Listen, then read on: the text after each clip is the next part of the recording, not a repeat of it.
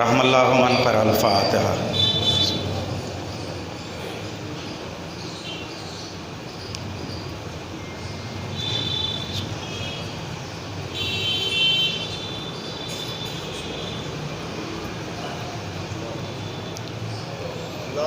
صلی اللہ علیہ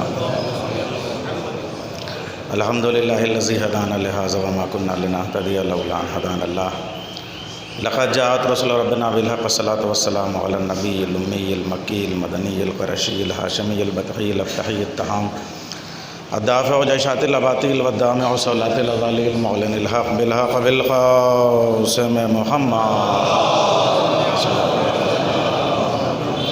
وعلى آل بیتہ الطیبین الطاہرین المعصومین المظلومین المنتخبین المجتنبین ولعنۃ اللہ علی اعدائہم ومنکر فضائلہم ومصائبہم وسخاوتہم وشجاعتہم وعظمتہم وہیبتہم وجلالہم وجمالہم وکمالہم وآلہم اجمعین من الآن الی قیام یوم الدین اما بعد فقد قال اللہ تبارک و تعالی فی کتابہ المجید والفرقان الحمید وقولہ الحق بسم اللہ الرحمن الرحیم وَأَمَّا الْيَجِدْكَ يَتِيمًا فَآوَىٰ وَوَجَدَكَ عَائِلًا فَأَغْنَىٰ وَوَجَدَكَ ضَالًّا فَهَدَىٰ وَوَجَدَكَ عَائِلًا فَأَغْنَىٰ صلوات بھیج دیں محمد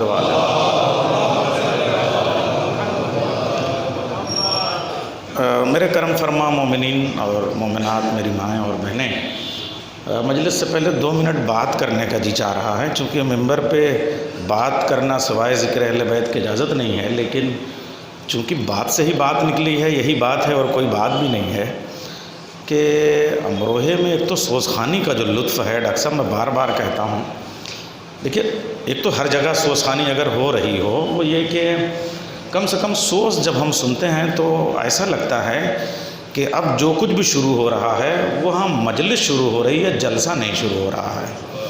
تو ایک تو مجلس کی فضا بندی اور دوسرے سوزخانی کی وہی اہمیت سمجھ میں آتی ہے جیسے نماز میں تکبیرۃ الاحرام کی ہے۔ تکبیرۃ الاحرام نہ کہیں آپ اور اس کے بعد نماز شروع کر دیں تو کیسا لگے گا؟ بالکل ایسے ہی سوزخانی ہے۔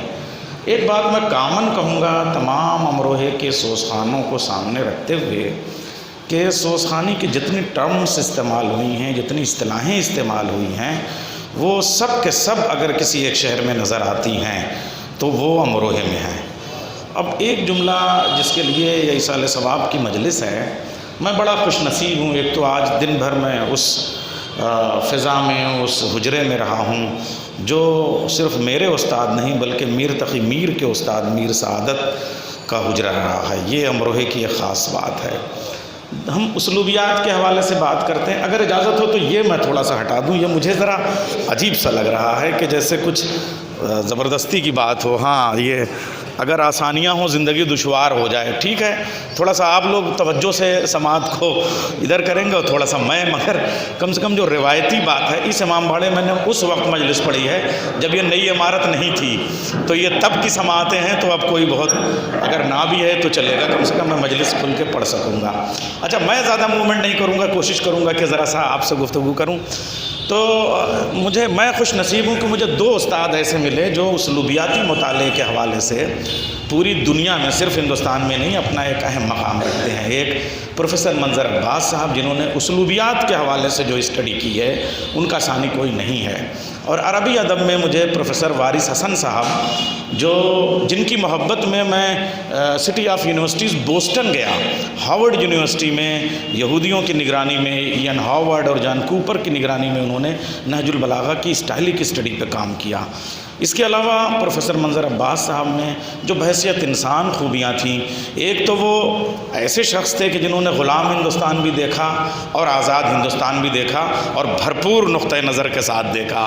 ایسے شخص تھے جنہوں نے منقسم ہندوستان بھی دیکھا اور غیر منقسم ہندوستان بھی دیکھا، قدروں کو بنتے ہوئے بھی دیکھا، قدروں کو لٹتے ہوئے بھی دیکھا اور قدروں کی بازیابی کے لیے بھی عمل کرتے ہوئے ہم نے ان کو دیکھا۔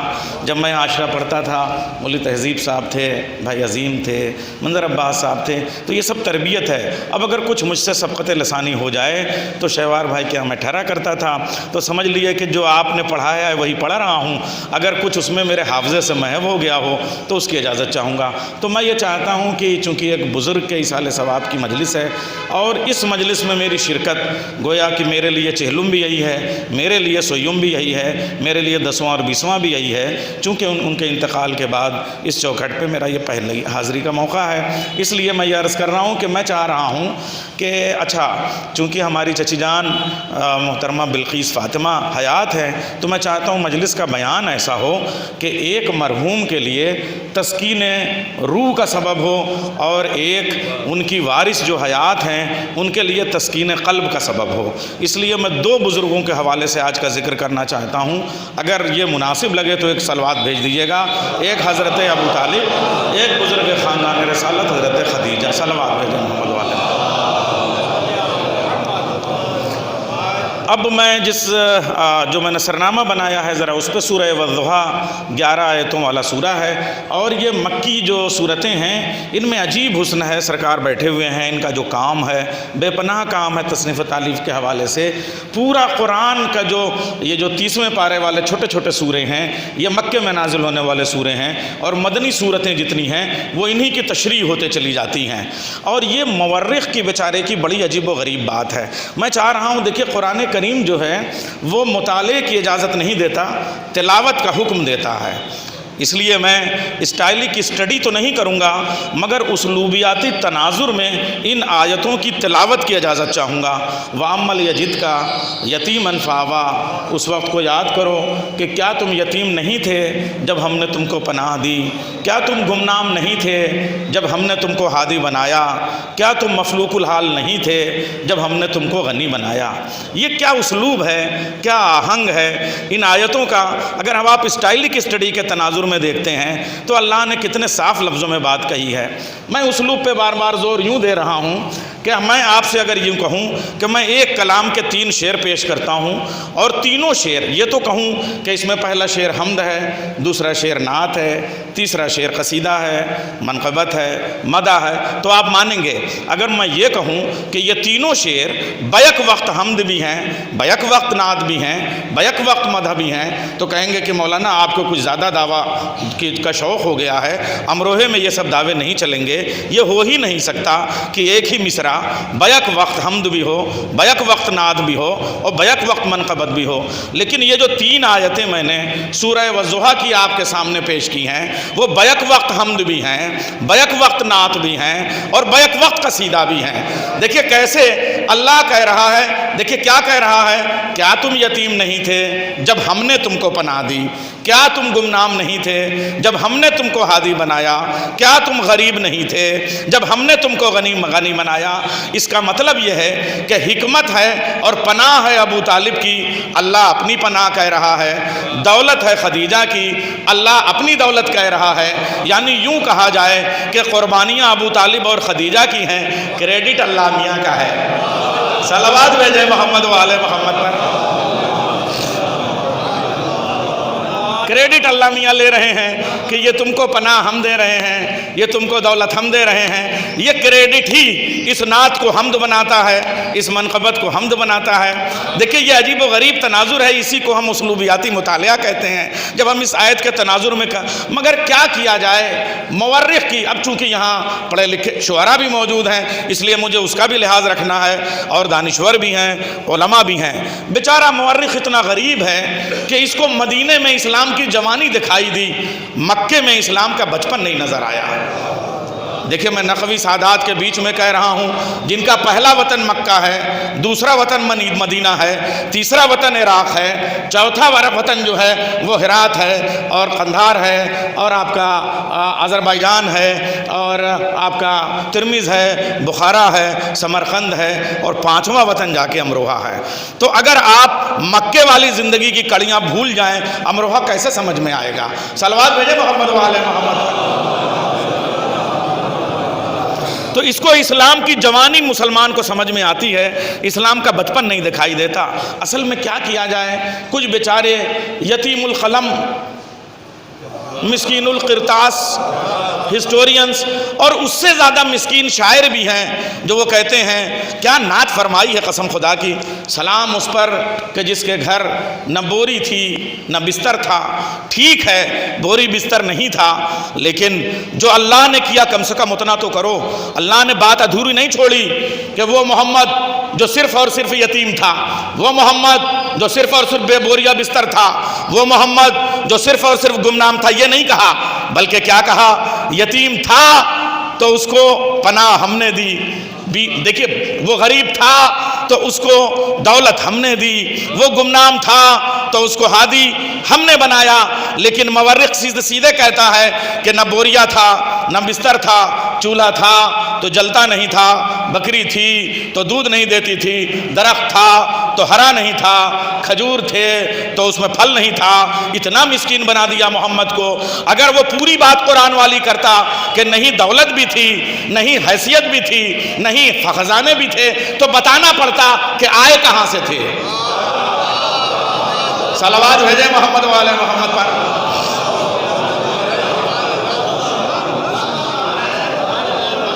یہ ہے امروہہ کا دیکھیے مجمع، اتنا توجہ فرماتے ہیں، اس لیے جملہ کہنے بتانا پڑتا اسے کہ وہ دولت کہاں سے آئی تھی، وہ حکمت کہاں سے آئی تھی، اور کیا کہنے اس دولت اور اس حکمت کے۔ قسم خدا کی ایسی بی بی خدیجہ شریک تجارت ہوئی کہ اللہ نے شریک حیات بنا دیا۔ دیکھیے خطابت عربی اور فارسی کا نام نہیں، اردو کا نام ہے، اس لیے ذرا سا ان لفظوں پہ بھی داد چاہوں گا جو اگر کسی طرح سے کوئی صنعت بن جائیں یا کوئی ایسی نثر بن جائیں جسے مخفف مسجع کہا جائے یا مرجز کہا جائے تو کم سے کم امروہے میں تو اس کی داد ملنی چاہیے۔ تو میں یہ عرض کر رہا تھا کہ یہ دولتیں اور یہ حکمتیں کس گھرانہ سے آئیں اور کس شان سے آئیں۔ دیکھیں وہ بھی آج میری چچی بلقیس فاطمہ اس مجلس کو سن رہی ہیں، میں ان کے لیے تسلی کے جملے کہنا چاہوں گا۔ دیکھیے کیا ہے، میں پھر اسلوبیاتی مطالعے کی بات کر رہا ہوں۔ عربی میں لفظ ہے ملکہ، دوسرا لفظ ہے مالکہ، تیسرا لفظ ہے ملیکہ۔ دیکھیے ملکہ حضرت بلقیس کو بھی کہا گیا، دیکھیے میں نام کی مناسبت سے عرض کر رہا ہوں، بلقیس کے علاوہ اور بھی تمام ایسی خواتین تھیں جن کو قرآن نے ملکہ کہا، لیکن ملکہ کا مطلب آپ مالک ہو گئے، ملک کے بھی مالک ہو سکتے ہیں۔ دیکھیے مالکہ بھی آپ کے پاس دولت ہو سکتی ہے، مالکہ ہو سکتے ہیں، لیکن ملیکۃ العرب سوائے خدیجہ کے کوئی اور نہیں۔ تو پھر ملکہ اور مالکہ اور ملیکہ میں فرق کیا ہے؟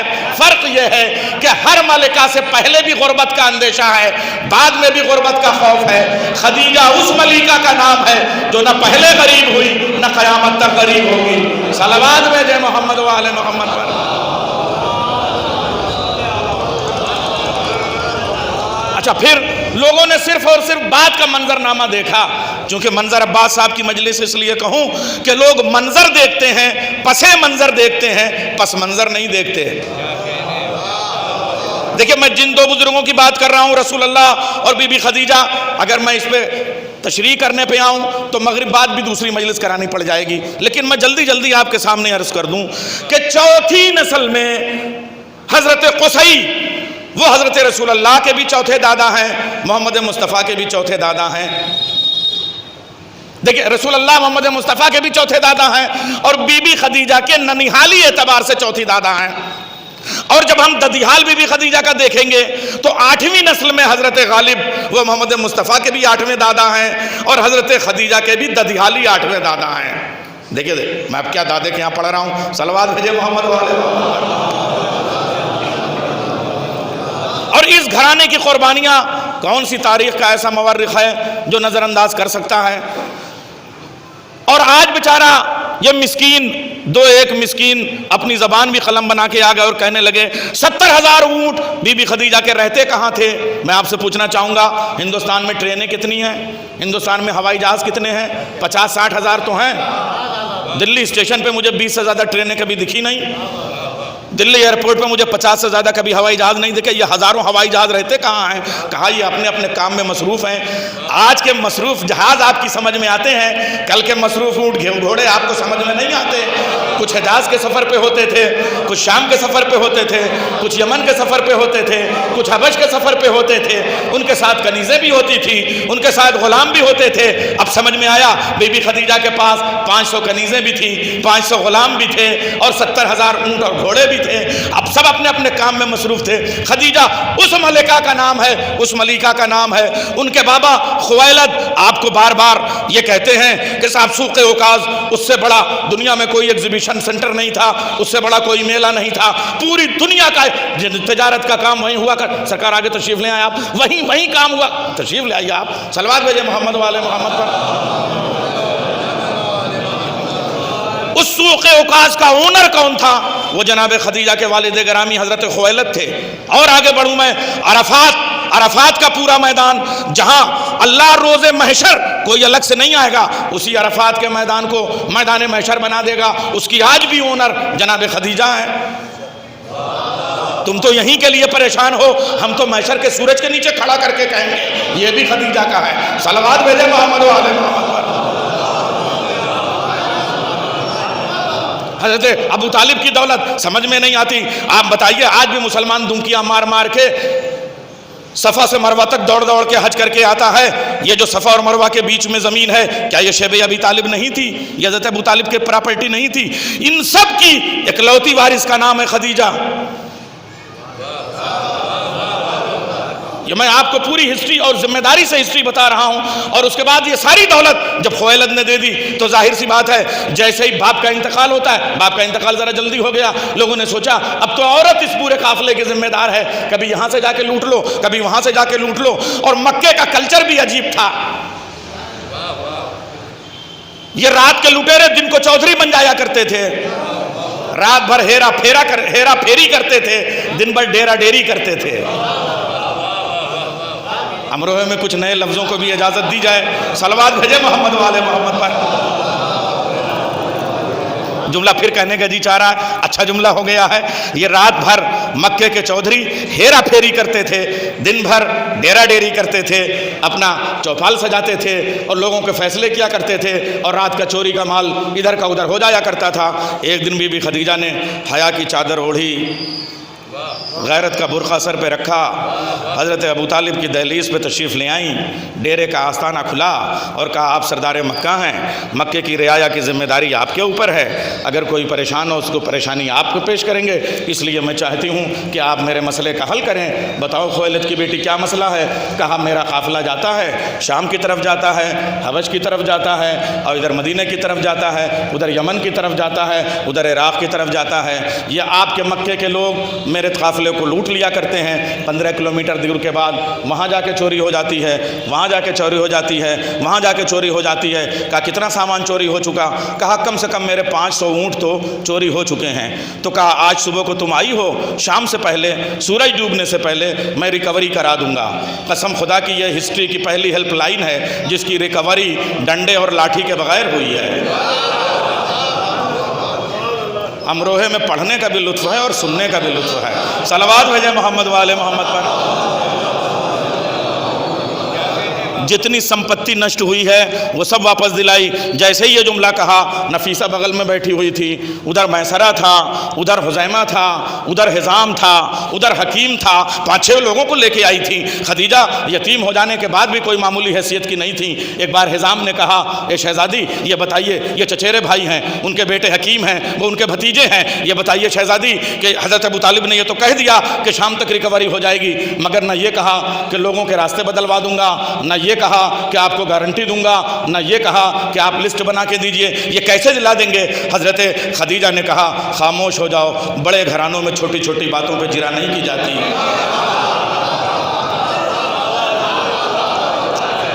بڑے گھرانے کے بڑے بزرگوں سے صلوات کی گزارش ہے۔ کیا یہ جملہ پڑھنے کے لیے بڑے دربار جانا پڑے گا؟ صلوات بھیجیں محمد والے محمد پر۔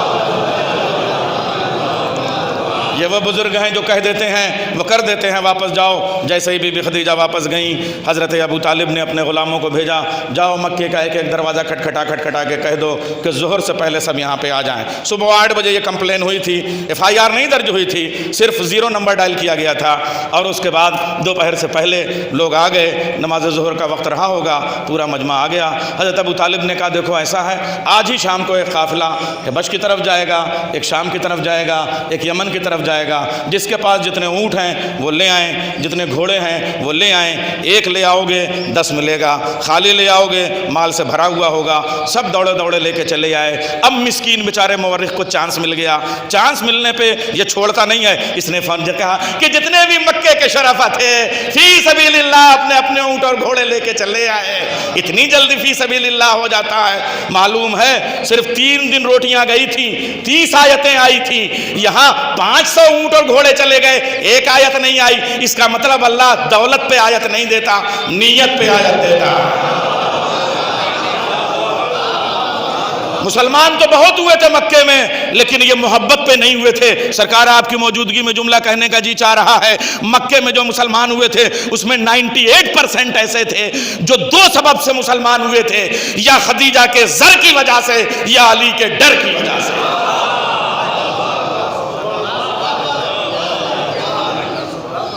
خلوص نیت کے ساتھ مسلمان ہونے والے لوگ نہیں تھے، یہ سب مسلمان ہو گئے۔ ابھی بھی خدیجہ بھی سب کو سونے پہ سونا بانٹتی چلی جاتی تھی، کہتی تھی آ جاؤ۔ دیکھیے آج اتنا ڈیولپ ہو گیا معاشرہ، قسم خدا کی آپ کے وہ لان علی آپ لے کے جاتے ہیں، جی چاہتا ہے کہ اس میں تو پورا امروہہ سما جائے گا، اتنا بڑا میرج ہال، لیکن اتنا بڑا آدمی بھی پورے امروہہ کی دعوت ایک ساتھ کر پائے گا؟ ہے کوئی دلی کا بہت بڑا کوئی کروڑ پتی ارب پتی ہے جو پورے شہر کی دعوت دے دے؟ لکھنؤ میں کوئی ہے جو پورے شہر کی دعوت دے دے؟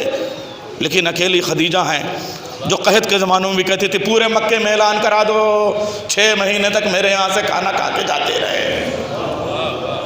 ولیمہ ہوا دعوت کرا دو، سونے کی پلیٹوں میں کھانا کھائیں، دھلنے کے لیے مزدور نہیں بلائے جائیں گے، اپنی جھوٹی پلیٹیں سونے اور چاندی کی اپنے اپنے گھروں کو لے کے چلے جائیں۔ کلہاڑیوں سے دیکھیں، تولا ماشا سے سونا نہیں بانٹا ہے خدیجہ نے، کلہاڑیوں سے کاٹ کے سونا بانٹا ہے۔ اسلوبیات کے پروفیسر کی مجلس پڑھ رہا ہوں، محاورے کو تاریخ بنانے کا ہنر جانتا ہوں، امروہے والوں کو بھی تاریخ محاورہ بنانے کا ہنر آتا ہے۔ صلوات بھیجے محمد والے محمد۔ اصل میں ڈر لگ جاتا ہے کہ امروہہ میں پڑھ رہا ہوں، کل کو لوگ کہیں گے کڑھالی والی روایت کہاں ہے، اس لیے میں نے تڑ سے اپنا کام دکھایا۔ صلوات بھیجے محمد والے محمد پر۔ جو روایت ہے وہ پڑھ رہا ہوں۔ دیکھیے ہمارے ہاں رتی، ماشا، تولا، پاؤ، سیر، ٹکا اور کیا کیا سب ہوتا ہے نا، کنٹل اور پسیری اور مان اور ٹان، جانے کیا کیا ہوتا ہے۔ ایک لفظ ہے عربی میں قنطار، سرکار سے پوچھئے گا اونٹ کی جتنی کھال ہے، وہ بھی ہندوستان والے اونٹ کی نہیں، عرب والے اونٹ کی جتنی کھال ہے، اس میں جتنا سامان آ جائے اسے قنطار کہا جاتا ہے۔ اتنا ضرور مورخ نے لکھا کہ خدیجہ کی دولت کے خیرات میں، ابو طالب کی دولت کے صدقے میں مدینے اور مکے کا ہر صحابی ایک ایک قنطار سونے کا مالک ہو گیا تھا۔ اب جو غنی لکھوا رہا تھا وہ کتنا بڑا مالک ہوا ہوگا۔ صلوات بھیجے محمد والے محمد پر۔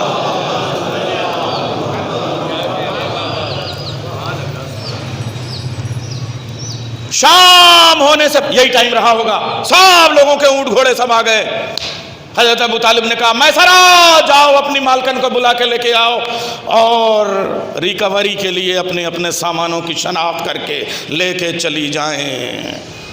حضرت خدیجہ کنارے کھڑی ہو گئی، نفیسہ اپنے اپنے اونٹ اپنے گھوڑے یہ میسرا کے ساتھ پہچان لو۔ 500 نکلا، باقی رہ بھی گئے۔ حضرت ابو طالب نے کہا یہ لے جاؤ۔ حضرت خدیجہ نے کہا جہاں سے ہم کو اتنا سا بتاؤ ہم لے نہیں جاتے۔ حضرت ابو طالب نے پلٹ کے کہا ہم دولت کی لالچ میں کسی کی مدد نہیں کرتے۔ عجیب و غریب جملہ ہے، یہی نہیں بلکہ ایک جملہ اور بھی ہے، لوگ لا کے دے گئے اور یہی نہیں دے ہی نہیں گئے بلکہ جیسے ہی رات کے اندھیرے میں اب جیسے ہی سورج، آئیے وسیم صاحب تشریف لے آئیں، یہ سب شعراء دیکھیے، یہ ہمارا حال بھی ہے جس سے بحال ہے، مستقبل بھی ہے جو روشن ہے۔ صلوات بھیجے محمد والے محمد۔ وہ لوگ جو 10-12 کلومیٹر دور جا کے لوٹ لیا کرتے تھے، ہاں یہیں پڑھنے کا لطف ہے، وہ ادھر میں زبردستی متوجہ ہو جاتا ہوں، لوٹ لیا کرتے تھے، وہ آگے بڑھے، خبردار کون ہے جو آنکھ اٹھائے گا اس کی آنکھ توڑ دیں گے، جو ہاتھ اٹھائے گا اس کے ہاتھ توڑ دیں گے، یہ ہماری پراپرٹی جا رہی ہے، ہمارا مال جا رہا ہے، ہم بھی رات میں بیٹھے بیٹھے ایکسیڈنٹل طور پہ بزنس مین ہو گئے۔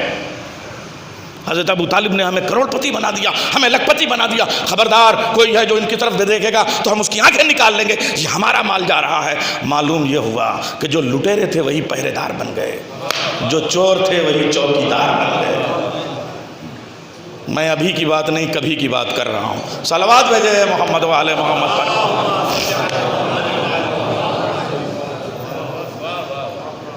جتنا ڈینجر زون تھا، ریڈ ایریا تھا، وہ سب کراس کرایا اور لمبے لمبے ہاتھوں سے خدا حافظ، اللہ حافظ، ہمارا مال جا رہا ہے۔ بلکہ حضرت ابو طالب نے خطبہ دیا تھا، خطبہ قریش۔ کیا بلاغتوں کا ٹھاٹھے مارتا ہوا سمندر ہے یہ خطبہ۔ جس کے بیٹے علی کا خطبہ نہج البلاغہ بن جائے، باپ کا خطبہ کیسا ہوگا؟ اس کے 2-4 جملے عجیب و غریب ہیں، چونکہ اسلوبیاتی مطالعے کی بات ہے اس لیے ذرا سا ان کی سٹائلز پہ آپ غور کریں، اور خطابت کے آہنگ کو ذرا سوچئے کہ یہ خطابت کا لہجہ آیا کہاں سے ہے۔ جب کوئی خطابت سے چھیڑ چھاڑ کرتا ہے تو بہت تکلیف ہوتی ہے۔ خطابت کو خطابت ہی رہنے دیا جائے بھائی، اس لیے کہ یہ ہمیں وراثت میں ملی ہے، یہ آسانی سے خطابت نہیں آئی۔ حضرت ابو طالب کی خطابت کے لہجے سنیے آپ۔ مکے والوں تمہیں شرم نہیں آتی؟ ایک عورت آ کے کہی گئی ہے کہ مکے کے لوگ ہمارا سامان چوری کر لیا کرتے ہیں اور تم سب اہل مکہ ہو۔ لہجہ دیکھیے آپ۔ کسی نے اٹھ کے کہا سردار قریش ہم مکے کے شریف لوگ ہیں۔ حضرت ابو طالب نے کہا انا ہنجار بیٹھ جا، ہمارے سامنے اپنے خاندانوں کی شرافت نہیں بیان کی جاتی۔ صلوات بھیجے محمد والے محمد پر۔ اس جملے کے بعد ابو طالب کا اگلا جملہ، تم کو کسی کا مال چوری کر کے کھاتے ہوئے اچھا لگتا ہے؟ خدا اس وقت تمہیں پسند کرے گا۔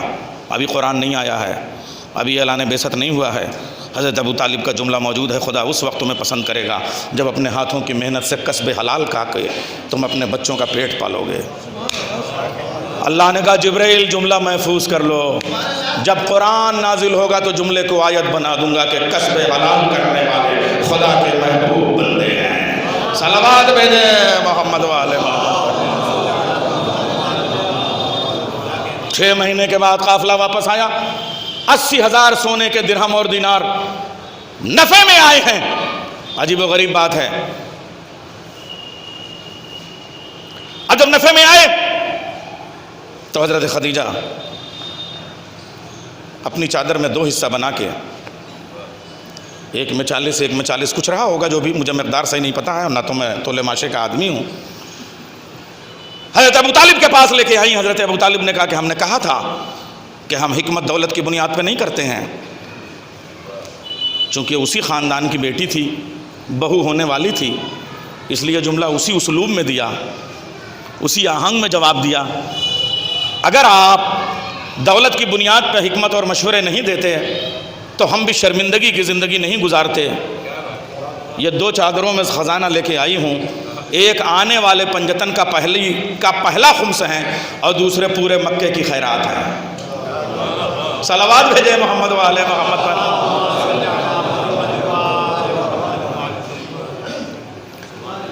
حضرت ابو طالب نے کہا یہ ہم نہیں چھوئیں گے، کہا ہم لے نہیں جائیں گے، کہا پھر کیا ہوگا؟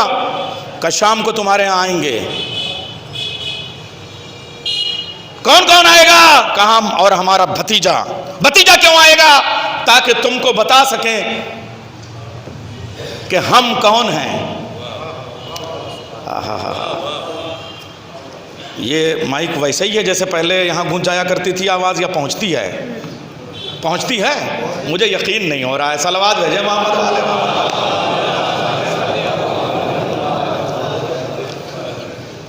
ہم آئیں گے اپنے بھتیجے کے ساتھ۔ بھتیجے کو کیوں لے کے آئیں گے؟ تاکہ ہم کو یقین ہو سکے، تم کو یقین ہو سکے کہ ہم کون ہیں۔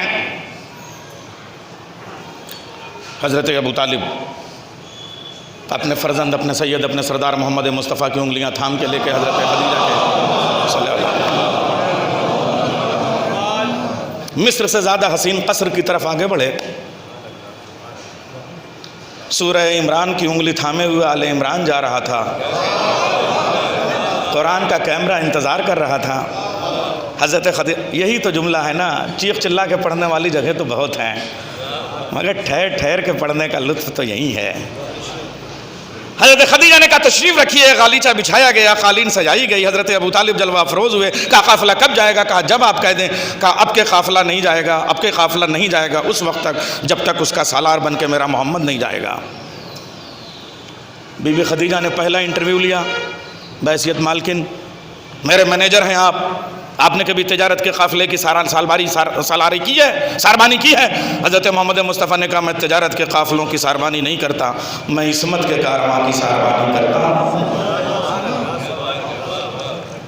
خدیجہ نے فوراً کہا میسرہ، تم ہر بار قافلے میں جایا کرتے تھے، اس بار بھی جاؤ گے لیکن اب کے انداز جدا ہوگا. تمہاری ڈائری ضرور ہوگی، قلم ضرور ہاتھ میں ہوگا، لیکن نفع نقصان نہ لکھنا.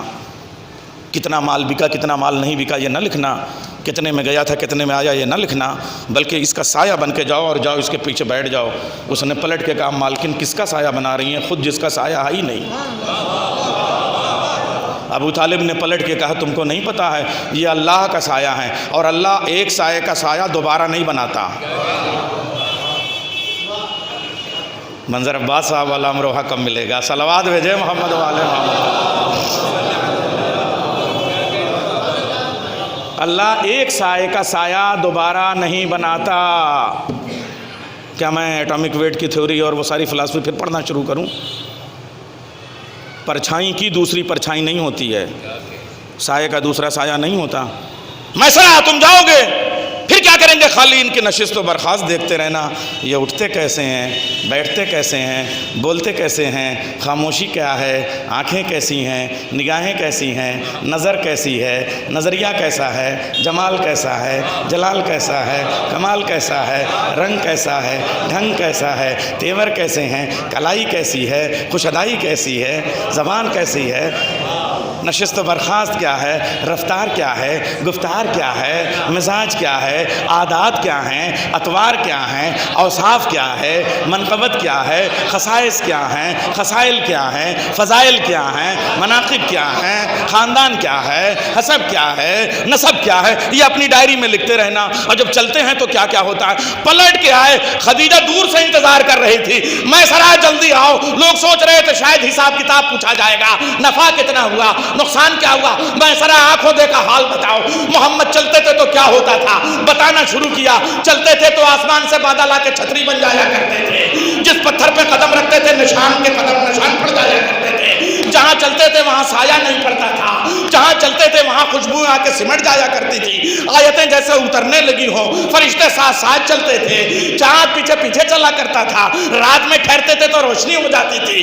سورج کے نیچے ٹھہرتے تھے تو ٹھنڈک محسوس ہونے لگتی تھی. یہ کوئی عام بندہ نہیں ہے، بلکہ یہ وہ ہے جس کے صدقے میں کائنات بنائی گئی ہے.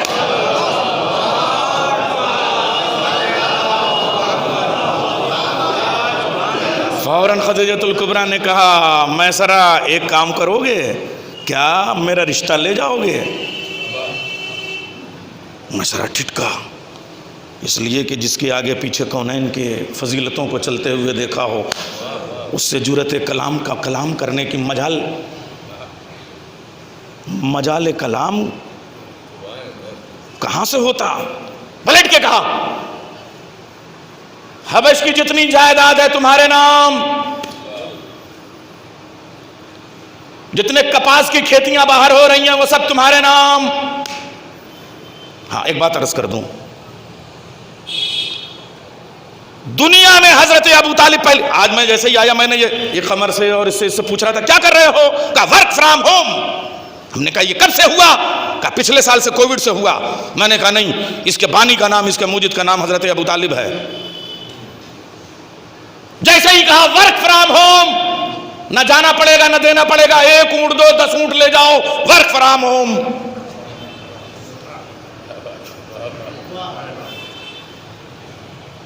اکنامکس کا کانسیپٹ. مارکیٹ کی ضرورت کے اعتبار سے تجارت کرنا اور ہے، اپنی تجارت کے اعتبار سے مارکیٹ کا مزاج بدل دینا اور ہے. تاریخ پڑھنے والے بھی یہاں موجود ہیں، تاریخ لکھنے والے، پوچھنا چاہوں گا میں آپ سے، مکے کے بازاروں میں بکتا کیا تھا؟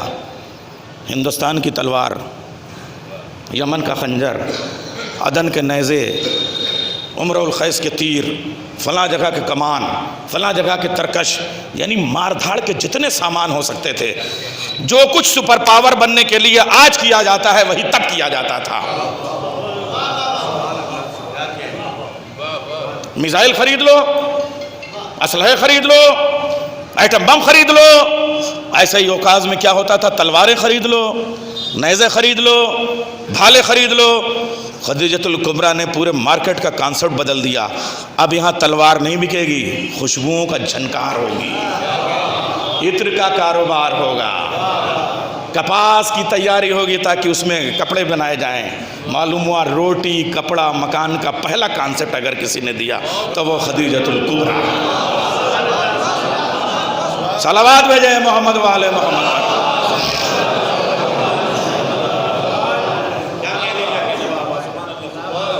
ویمن امپاورمنٹ کی بات ہم کرتے ہیں، سوشل امپاورمنٹ کی بات کرتے ہیں، ایجوکیشنل امپاورمنٹ کی بات کرتے ہیں، سب سے پہلے امپاورمنٹ کی بات کسی نے کی تو بی بی خدیجہ نے۔ لیکن کیا کیا؟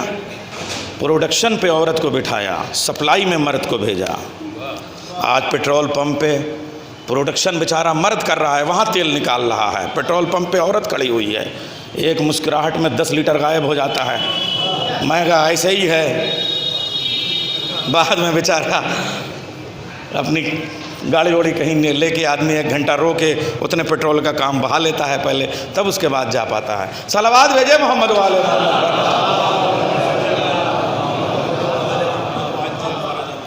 بی بی خدیجہ نے پروڈکشن کا طریقہ بتایا، تجارت کا طریقہ بتایا۔ اب کیا عرض کروں آپ سے، میسرہ جاؤ رشتہ لے کے جاؤ، قیمت حبش کی پراپرٹی، کپاس کی کھیتی سب تمہارے نام۔ میسرہ نے بھی اپنی مالکن سے پلٹ کے جملہ کہا، شہزادے کام بہت بڑا ہے، اجرت بہت کم۔ مطلب حبش کی پراپرٹی کم ہے؟ ہاں بی بی بہت کم ہے۔ کیوں؟ کہا جس کی مالکن آپ بننے جا رہی ہیں وہ جنت کا مالک ہے، مجھے حبش وبش نہیں چاہیے، جنت دینے کا وعدہ کر لیجئے، رشتہ۔ حضرت خدیجہ نے کہا جاؤ ابو طالب سے کہہ دو کہ آج سے خزانہ تیرا، سرکار مدینہ میرا۔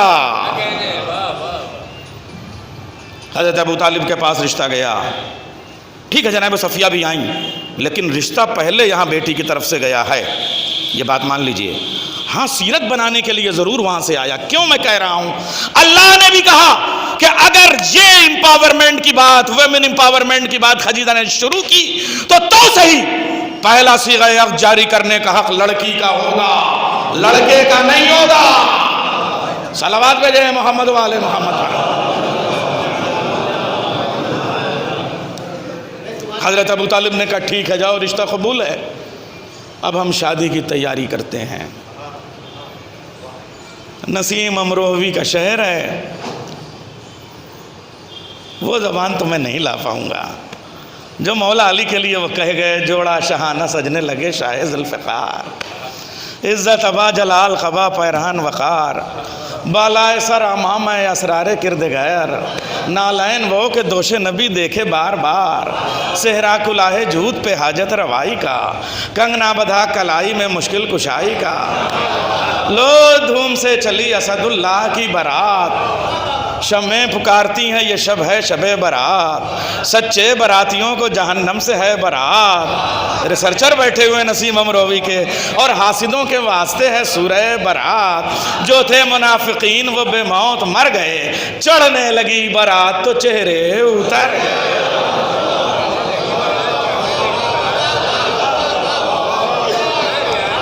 امروہے میں امروہہ کے شاعر کے مصرے پڑھے جائیں تو درود نہیں بھیجا جاتا۔ اللہم صلی علی محمد و آل محمد۔ اب یہ زبان تو میں نہیں لے آ پاؤں گا، لیکن بہت دنوں تک امروہے والوں کا نمک کھایا ہے۔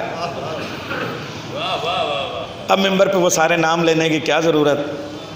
وہی گزری ہے، وہی مجا پوتا ہے، وہی وہ فلاں باجی آ رہی ہیں، وہ ان کی اماں آ رہی ہیں، بھئی میری بھتیجی کا سہاگ لکھ دو۔ جب بہت ہو گیا تو ہم نے بھی کہا ٹھیک ہے لاؤ کچھ لکھ دیتے ہیں۔ تو اب کیا عرض کروں، حضرت ابو طالب نے کہا چلو شادی کی تیاری ہم بھی کرتے ہیں۔ یہی وقت ہو رہا تھا، آفتاب عالم تاب اپنے حجرے مغرب میں روپوش ہو رہا تھا، چاند کی چاندنی اور اس شب کی طرح اپنے حجلے محبت سے نکل کے کائنات کی گلگشتی میں مصروف تھی۔ ستارے نکل کے آسمان کی مانگ میں افشاں بھر رہے تھے، چاند لولاک لما خلقت الافلاک کی شادی کے لیے 4 چاند لگا رہا تھا۔ قطب ٹکٹکی باندھ کے ٹھہر کے دیکھ رہا تھا، ثوابت سیارے بن کے ستاروں کے ساتھ گھوم گھوم کے جھوم جھوم کے محمد کی شادی کی خوشیاں منا رہے تھے۔ بیت اللہ شان یکتائی کے ساتھ ابو طالب سجوا رہے تھے۔ جنت بھی ایسے سجائی جا رہی تھی کہ زعفران کی گھاس لگائی جا رہی تھی۔ زمین کی آب پاشی کے لیے کوثر اور تسنیم کی نہریں اتر آئی تھیں۔ آسمان کے ملائک استقبالیہ کمیٹی بنا کے محمد کی شادی کے شادیانے بجانے کے لیے تیاریاں کر رہے تھے۔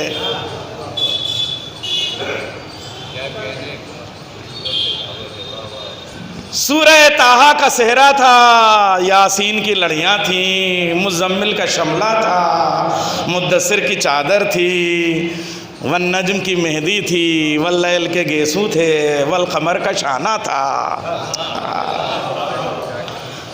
انما ولیکم اللہ والی انگوٹھی تھی، فاتبروا بأولی الابصار والا سرما تھا۔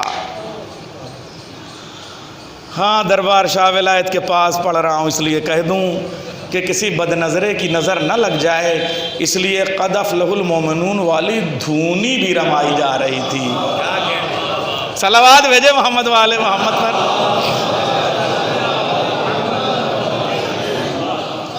بنو ہاشم کے 4 ستاروں کو لے کے حضرت ابو طالب سردار قریش بن کے محمد کی بارات لے کے خدیجہ کے محل کی طرف بڑھے۔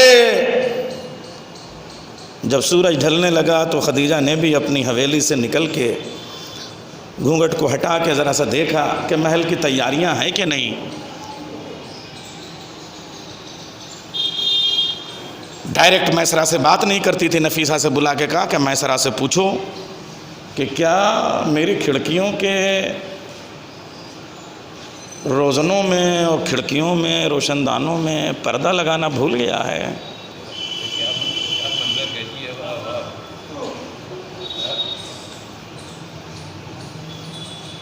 یہ روشنی کہاں سے آ رہی ہے؟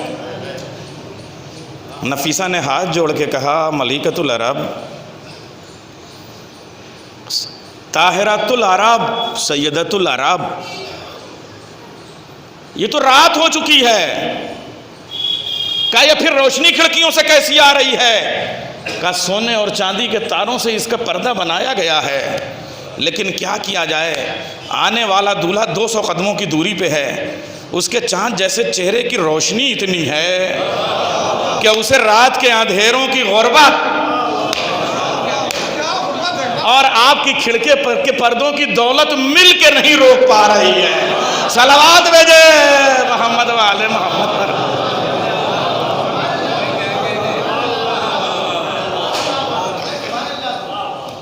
امروہے کی یہ مجلس نہ ہوتی تو اور منظر عباس صاحب کی نہ ہوتی تو اتنی محنت نہ کرتا۔ صلوات بھیجیے محمد والے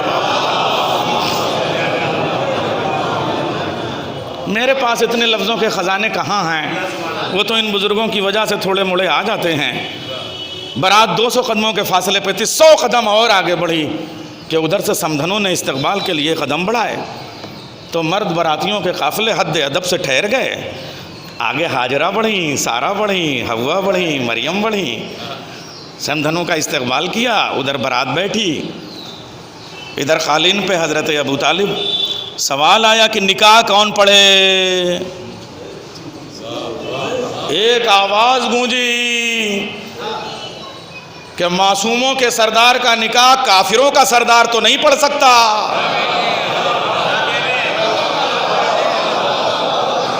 کچھ لوگوں کے دل تو بیٹھنے لگے کہیں برات واپس نہ ہو جائے. اللہ نے کہا ابو طالب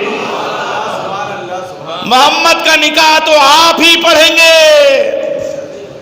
اچھا لڑکے والے کا نکاح تو پڑھیں گے. قسم خدا کی یہ پہلی اور آخری محمد کی بارات ہے جو گئی. میں کیا کہہ رہا ہوں؟ یہ محمد مصطفیٰ کی پہلی اور آخری بارات ہے جو سسرال گئی ہے. باقی تو احترام محمد میں اپنی بیٹیوں کی ڈولیاں خود ہی لا کے چوکھٹ پہ رکھ گئے تھے.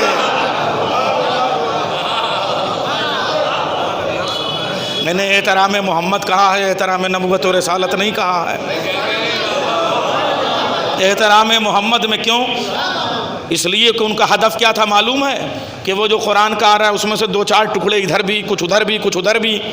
اللہ نے کہا ٹھیک ہے، مکر اللہ واللہ خیر الماکرین. تم اپنی کرو، ہم اپنی کریں گے. تم اپنی مرضی چلاؤ، ہم اپنی مرضی چلائیں. تم اپنی مرضی سے ادھر سے بیٹیاں لاؤ، ادھر سے بیٹیاں لاؤ. نسل ہم اپنی مرضی سے چلائیں گے. ایک ہی سے نسل چلے گی.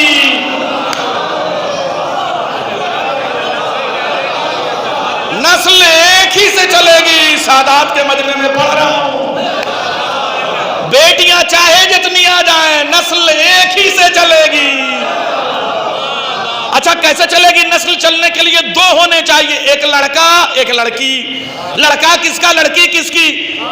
کہا ابو طالب مرد ہے تو لڑکا ابو طالب کا ہوگا. خدیجہ عورت ہے تو لڑکی خدیجہ کی ہوگی. صلوات بھیجے محمد والے.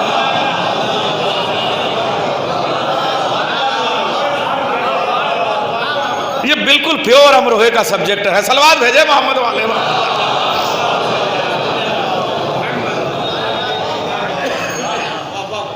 لڑکی والے کی طرف سے نکاح کون پڑھائے؟ حضرت خدیجہ نے کہا کہ میں خود نکاح پڑھواؤں گی. صیغہ 2-1 نام آتے ہیں سرکار، ایسی بات نہیں ہے، مگر میں اپنی ذمہ داری سے جو کہنا ہے میں کہہ رہا ہوں. عجیب و غریب بات ہے. میں احترام کا قائل ہوں، مگر اس کا مطلب یہ نہیں ہے کہ علی کا بغض وہیں سے شروع ہو جائے. میں آپ کو 1 نہیں 3 نام ابھی بتاتا ہوں. چلیے، میں چاہ رہا تھا مجلس خراب نہ ہو، زیادہ ریسرچ کے چکر میں یہی ہوتا ہے، مگر اب بتا دوں کہیں ایسا نہ ہو بعد میں کہ آپ نے کیسوں سے نکاح پڑھا دیا. حکیم ابن حزام حضرت خدیجہ کا سب سے سگا بھتیجا تھا. ساری یہ معمولی قربانیاں نہیں ہیں. 3.5 برس مقاطعے کے زمانے میں، سوشل بائیکاٹ کے زمانے میں جتنا دانا پانی کھانا تھا وہ حضرت خدیجہ اسی کے ذریعے منگواتی تھی. مگر مورخ نے سوچا کہ لاؤ اسی کو یہیں پہ دھانس دیں. کہہ دیا حکیم ابن حزام خانہ کعبہ میں پیدا ہوئے تھے. لو ورقہ ابن نوفل ٹھیک ہے قربانیاں دیتے تھے، مگر کہہ دیا صیغہ نکاح انہوں نے جاری کیا تھا. ورقہ ابن نوفل تاریخ میں جو حی دیا ہے وہ ممکن ہے. صلوات بھیجے محمد والے محمد پاک. چھوڑیے، میں تاریخ کی وادیوں میں نہیں جانا چاہتا، بیٹھ کے اس پہ گفتگو ہو جائے گی کبھی. میں مجلس کو مجلس رہنے دے جا. صلوات بھیجیے ذرا سا میرا موڈ ٹھیک ہو جائے.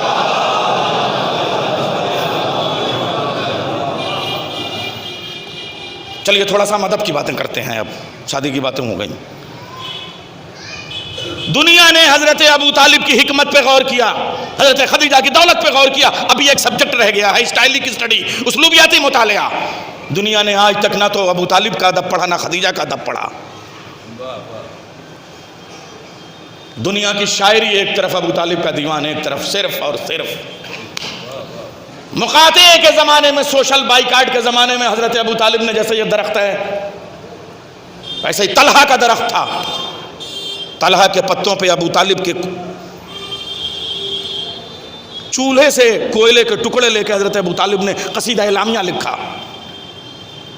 شعر سناتا ہوں اور اسٹائلک اسٹڈی کی سائیکولوجیکل اسٹڈی کر رہا ہوں. اسٹائلک طرز کی سائیکولوجیکل اسٹڈی کر رہا ہوں. ذمہ داری سے کر رہا ہوں، موڈ ٹھیک کر کے کر رہا ہوں. یاد رکھیے گا، بنے ہوئے ماحول میں بنا ہوا ادب لکھنا اور ہے، بگڑے ہوئے ماحول میں بنا ہوا ادب لکھنا ہو رہا ہے. کیا عمدہ بات کبیرہ نے کہی تھی، دکھ میں سمرن سب کریں، سکھ میں کرے نہ کوئی. جو سکھ میں سمرن کرے، دکھ کاہے کو ہوئے. جب دولت ہوتی ہے تو اللہ بھی بھول جاتا ہے، اور جہاں نوجوان بیٹا آنکھوں کے سامنے سے گزر جائے فریادی ماتم شروع ہو جاتا ہے. یہ کون سا عقیدہ ہے؟ میں ذمہ داری سے کہہ رہا ہوں. فردوسی شاہکار ہے اس کا شاہ نامہ، مگر میں بھی اس معاملے میں پورا جوش ہوں. میں اس لیے نہیں مانتا کہ جب ایران کے پتھروں سے گھوڑوں کی ٹاپوں کی چنگاریاں اٹھ کے آسمان پہ انقلاب کے خون رو رہی تھیں، اس وقت آپ شاہ نامہ کی بات کر رہے تھے. ٹھیک ہے، کچھ اشعار اس میں شہر آشوب کے آ گئے، اس لیے ہم تسلیم کر لیتے ہیں، ورنہ سلام کر لیتے. محاورے اب بھی کہیں کہیں پڑھے جا سکتے تھے. صلوات بھیجیے محمد والے محمد پر. سلام ہو اس انیس اور دبیر کی شخصیت اور ذات پہ کہ جب لکھنؤ خوشبوؤں میں آباد ہو رہا تھا اس وقت کربلا کے مرثیے لکھ رہے تھے. حالات رونے دھونے کے نہیں تھے، عقیدہ آنسو بہا رہا تھا کہ حسین کا غم آفاقی غم ہے. ورنہ لکھنؤ کا ماحول مرثیہ لکھنے کا نہیں تھا. پورے دبستان لکھنؤ کی اسٹڈی کرنے کے بعد کہہ رہا ہوں، جس کو آپ اسلوبیاتی مطالعہ کہتے ہیں. ایسے میں پھر وہی کہہ رہا ہوں بات. میں آپ کو دو شعر سناتا ہوں، ایک حضرت خدیجہ کا، ایک حضرت ابو طالب کا. حضرت ابو طالب کا شعر سناتا ہوں. سرکار مجھے بتائیے، شیب ابی طالب کی غربت قصیدہ لکھنے کا ماحول دے سکتی تھی؟ جہاں سوائے محمد کے ابو طالب کے جگر کے ٹکڑوں کو کھانے کے لیے روٹی کے ٹکڑے نہیں تھے. میں ابو طالب کی ذات کو اور حضرت خدیجہ کی وفات کو اسی لیے شہادت کہتا ہوں کہ درختوں کے پتے چبا چبا کے انسان کئی سال زندگی گزار سکتا تھا. ہم صرف اور صرف تلوار اور زہر کی شہادت کو شہادت کہتے ہیں. 3 سال تک جنہوں نے درخت کے پتے چبا چبا کے زندگی گزاری ہو، وہ کیسے زندہ رہتے ہیں؟ وہ خدیجہ کا کنٹریبیوشن ہے، وہ حضرت ابو طالب کی قربانی ہے. اور ایسے میں حضرت ابو طالب کا قصیدہ لامیہ اس ماحول میں جس کو لکھنے کے لیے نہ کاغذ ہے نہ قلم ہے، یتیمان قرطاس و قلم سے حضرت ابو طالب نے قلم کاغذ نہیں مانگا. جانتے تھے مستقبل کی نگاہوں کو مستقبل پر نگاہیں رکھنے والا ولی بیٹے کے ولی باپ کا نام ابو طالب ہے. جانتا تھا کہ جو قوم میرے محمد کو قلم کاغذ نہ دے، اس سے میں قلم کاغذ مانگ کے کیا کروں گا اپنی اوقات گنوا کے. 350 شعر کوئلے کے ٹکڑے سے لکھ کے. کس کا کوئلہ تھا؟ حضرت خدیجہ کے چولہے کا کوئلہ تھا. جملہ کہوں، جس کے چولہے کا کوئلہ اتنا قیمتی ہو کہ صنف نعت ایجاد کر دے، اس کے خزانے کا سونا کتنا قیمتی ہوگا. شعر کیسے تھے؟ اسلوبیاتی مطالعہ. میری عربی بہت کمزور ہے، اس لیے میں 10 بار بگاڑ کے میں شعر پڑھوں گا، 10 بار نئے معنی پیدا ہوں گے. وَأَبْيَضُ الْيُسْتَسْخَى الْغِمَامَ بِوَجْهِهِ سمال الیتیم وعصمت الارامل. ہو سکتا ہے میرا زبر زیر غلط ہو گیا، پھر بدل دیتا ہوں. وَأَبْيَضُ الْيُسْتَسْخَى الْغِمَامَ بِوَجْهِهِ. اسلوبیات کا شاہکار ہے حضرت ابو طالب کا یہ شعر. پورا عربی ادب قربان ہو جائے. جیسے ان کے گھرانوں کے نام ہے نا کہ اعراب بدلنے سے بات معمل نہیں ہوتی. چمن کا زبر زیر بدل دیجئے چمن ہو جائے گا. حسن کا زبر زیر بدلیے حسن ہو جائے گا. حنین کا زبر زیر بدلیے حنین ہو جائے گا. حسین کا زبر زیر بدلیے حسین ہو جائے گا. علی کے اعراب کو آپ محمل کرنے کی کوشش کیجئے، ولی ہو جائے گا. ایسے ہی ابو طالب کا یہ شعر ہے. مانا شیب ابی طالب میں حضرت ابو طالب کا یہ شعر، اے محمد چاند تم کو دیکھ کے چمکنے کی اجازت مانگتا ہے، بارش بادل برسنے کی دعائیں کرتے ہیں، تم یتیموں کے لیے عصا ہو، تم بیواؤں کے لیے ڈھال ہو۔ کیا شعر ہے قسم خدا کی۔ ابھی اعلان رسالت نہیں ہوا ہے، ابھی قرآن نہیں آیا ہے، ابھی تو ابو طالب کے شعروں سے نگاہوں کو مانوس کر لو تاکہ قرآن سے آنکھیں خیرہ نہ ہو جائیں۔ یہ حضرت ابو طالب کا شعر ہے۔ ایک شعر اور میں پیش کر دوں، وہ حضرت خدیجہ کا ہے، شعر کا ترجمہ پیش کر دیتا ہوں۔ وہ خدیجہ جس کی دولت کھا کھا کے مسلمان غنی اور دھنی ہو گیا، کنگال مالا مال ہو گئے۔ خدیجہ کی دولت کہاں گئی؟ 63 چھوٹی چھوٹی ریاستیں، اسٹیٹس اور کنٹریز تھیں جو رسول کی زندگی میں مسلمان ہو گئے، یوں ہی ہو گئے۔ 50 وہاں بھیجے جا رہے ہیں، 100 وہاں بھیجے جا رہے ہیں، 200 وہاں بھیجے جا رہے ہیں۔ ان کے گھر کا نون و نفقہ کون چلائے گا؟ ان کی سواریوں کا انتظام کون کرے گا؟ ان کے ٹھہرنے کا انتظام کون کرے گا؟ یہ سب ابو طالب کی دولت سے ہوتا تھا، یا حضرت خدیجہ کی دولت سے ہوتا تھا۔ اسی لیے خدیجہ نے فائنانس کے اپنے سب سے بڑے ادارے کا نام بیت المال رکھا، دار المال نہیں رکھا۔ عربی ادب کا بیتاج بادشاہ مولانا شہوار صاحب کی شکل میں موجود ہے، میں پوچھ رہا ہوں بیت اور دار میں فرق کیا ہے؟ بیت مانے بھی گھر، دار مانے بھی گھر، لیکن جو ذاتی استعمال کے لیے اسے بیت کہتے ہیں، جیسے بیت الصلاۃ، بیت اللہ، بیت الشرف، ایسے ہی بیت المال۔ ایک ہوتا ہے پر پرائیویٹ گھر، ذاتی گھر، اور ایک ہوتا ہے سرکاری کوارٹر، جو سرکار کے کام۔ اذان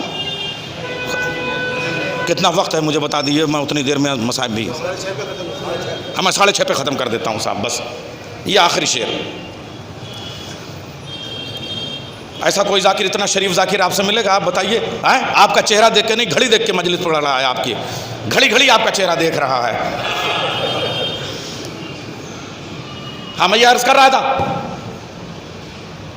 کہ کیا عرض کر رہا تھا کہ دار کہتے ہیں جو سرکاری استعمال کے لیے مکان بنائے جائے، جیسے دار الامارہ، دار الامان، دار الحکومت، دار الخلافہ۔ بی بی خدیجہ نے اس کا نام دار المال کیوں نہیں رکھا، بیت المال کیوں رکھا؟ اس لیے کہ مال بڑھتا پبلک میں تھا، آتا گھر سے تھا۔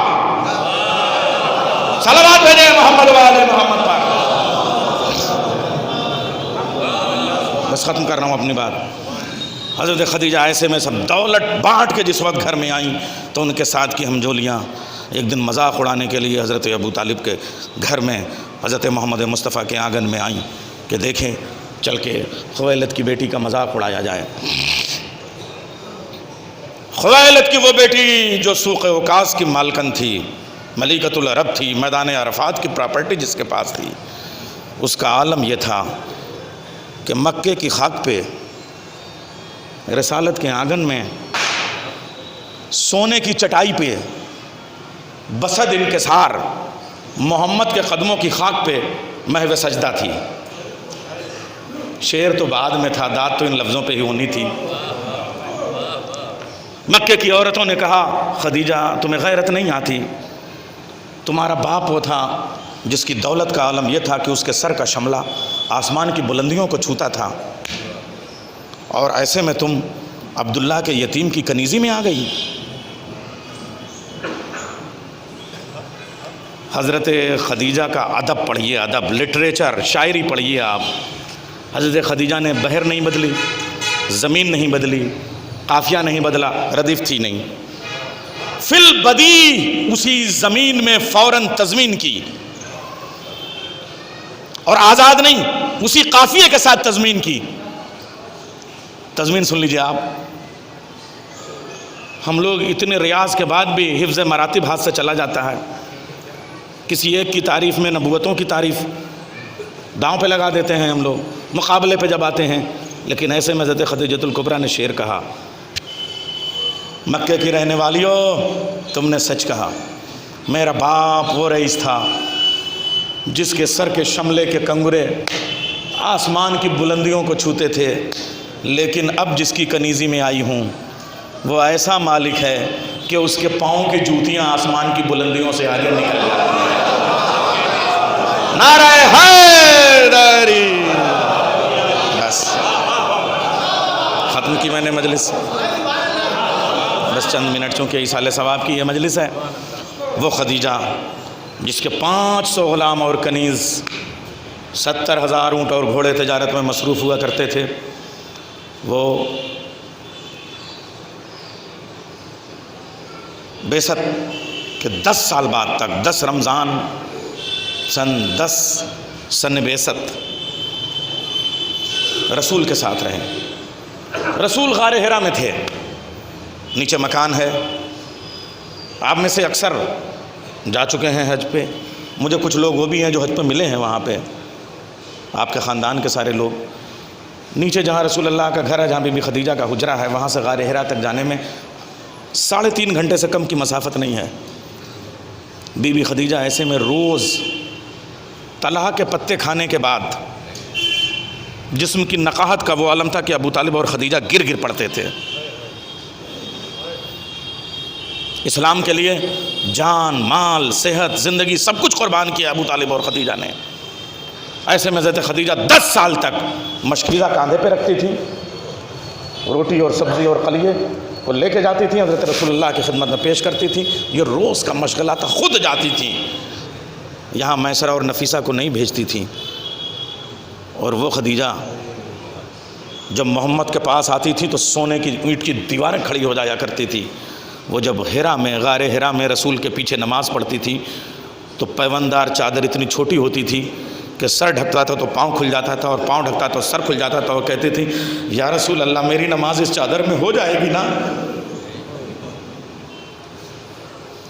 اور اس خدیجہ کے پاس گود میں زہرا جیسی شہزادی بھی ہے۔ سن 10 بعثت میں حضرت فاطمہ زہرا کی عمر 4.5 برس کم سے کم ہے۔ ایسے میں زہرا کو سنبھالنا، رسول اللہ کو وہاں پانی دینا، اور خالی یہی نہیں، آئے دن یہ مسئلہ آتا تھا کہ ادھر رسول اللہ گئے ہیں، قولوا لا الہ الا اللہ تفلحوا کہہ رہے ہیں، اور وہاں سے پتھر مارتے ہوئے لوگ واپس لے کے آئے۔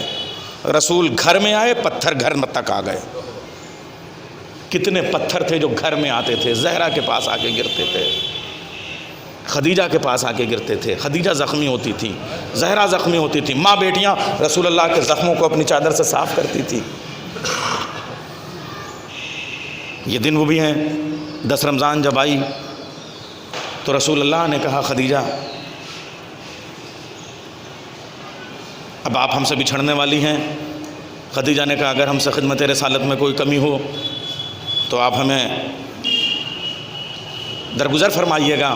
کہا نہیں ایسا کیوں کہتی ہو، تم نے کوئی کوتاہی نہیں کہ تمہارے بعد تمہارے جیسا مجھے کوئی نہیں۔ تم نے اس وقت میرا ساتھ دے جب دنیا مجھے پتھر مارتی تھی، تم نے اس وقت مجھے نصرت دی ہے جس وقت میرا کوئی ناصر نہیں تھا۔ خدیجہ ایک بار کہتی تھی اے محمد جاتے جاتے اپنی امت کو بتا دیجئے گا کہ میں نے زہرا کو بڑے ارمانوں سے پالا ہے۔ ایک بار حضرت خدیجہ نے دیکھا، بی بی زہرا 4.5 سال کی ہیں، کہ ادھر سے محمد مصطفیٰ پتھر کھاتے ہوئے آ رہے ہیں۔ لا الہ الا اللہ قولوا تو لا الہ الا اللہ تفلحوا کی جیسے ہی صدا بلند کی، پتھر مارتے ہوئے جو ایک سردار کفار تھا وہ آیا، نوجوانوں پتھر مارو، ہمارا دین خطرے میں ہے، ہمارا مذہب خطرے میں ہے، یہ ہمارے بتوں کو برا بھلا کہتا ہے، اس کو پتھر مارو۔ پتھر مارتے ہوئے لوگ آئے، دیکھا حضرت خدیجہ فوراً دروازے پہ آ کے کھڑی ہو گئی۔ فوراً اس کافروں کے سردار نے کہا اے نوجوان کافروں واپس چلے جاؤ۔ نوجوانوں نے کہا تم ہی ہم کو بلا کے لائے تھے اور تم ہی کہتے ہو واپس چلے جاؤ، کیوں کہتے ہو؟ کہا ہم کفار مکہ کی غیرت کے خلاف ہے، اگر کسی شوہر کو پتھر مارا جائے اور اس کی زوجہ اس کے سامنے آ جائے تو شوہر کو نہیں مارا جاتا۔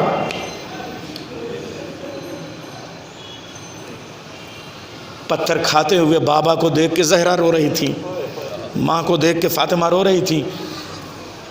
ماں باپ یعنی محمد مصطفیٰ اور خدیجۃ الکبریٰ دونوں لپٹ کے زہرا کو آغوش میں لے کے، بیٹی زہرا نہ رو، اسلام کی راہ میں ہم پتھر کھا رہے ہیں، خدا کی راہ میں ہم پتھر کھا رہے ہیں۔ مگر زہرا کے ذہن میں ایک بات نقش کر گئی کہ اگر شہر کے لوگ شوہر کو مار رہے ہوں اور زوجہ دروازے پہ آ جائے تو شوہر کو پتھر نہیں مارا جاتا، لوگ واپس چلے جاتے ہیں۔ اور بابا اعظم زہرا کو یہ بات اتنا نشین کر گئی تھی دماغ میں کہ ایک دن دیکھا کہ دروازے پہ 40 مسلمان آگ لیے ہوئے، لکڑیاں لیے ہوئے، تازیانے لیے ہوئے، تلواروں کے قبضے لیے ہوئے، کہہ رہے ہیں ابو الحسن کو باہر نکالو ہماری بیعت کرے۔ اور بابا اعظم زہرا کو کیا یاد تھا کہ جب میرے بابا کو پتھر مار رہے تھے میری اماں دروازے پہ آ گئی تھی، کفار واپس چلے گئے تھے، یہ تو مدینے کے مسلمان ہیں۔ میں کہوں گا زہرا یہ وہی کفار ہیں، جب تک کافر تھے ان کی غیرتیں زندہ تھی، اب یہ مسلمان ہو گئے ان کی غیرتیں مر گئی ہیں۔ زہرا دروازے پہ آئیں، اے مسلمانوں ابو الحسن سے بیعت کا مطالبہ نہ کرو۔ دروازے پہ آئی تھی یہ سوچ کے کہ شوہر کو کوئی پتھر نہ مارے گا، تازیانے نہ مارے گا۔ آواز بلند ہوئی، جلتا ہوا دروازہ فاطمہ پہ گرا دو، دروازے کو رون ڈالو۔ زہرا آگے بڑھی، ابو الحسن کی کمر کے پٹکے میں ہاتھ ڈالا۔ مسلمانوں علی کو کہاں لے کے جا رہے ہو؟ زمین پہ خط کھینچتا ہوا جا رہا ہے۔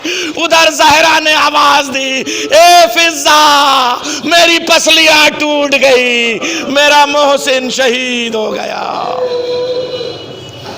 وَسَيَعْلَمُ الَّذِينَ ظَلَمُوا أَيَّ مُنقَلَبٍ يَنقَلِبُونَ۔ یا زہرا یا زہرا یا زہرا یا زہرا، پالنے والے ہماری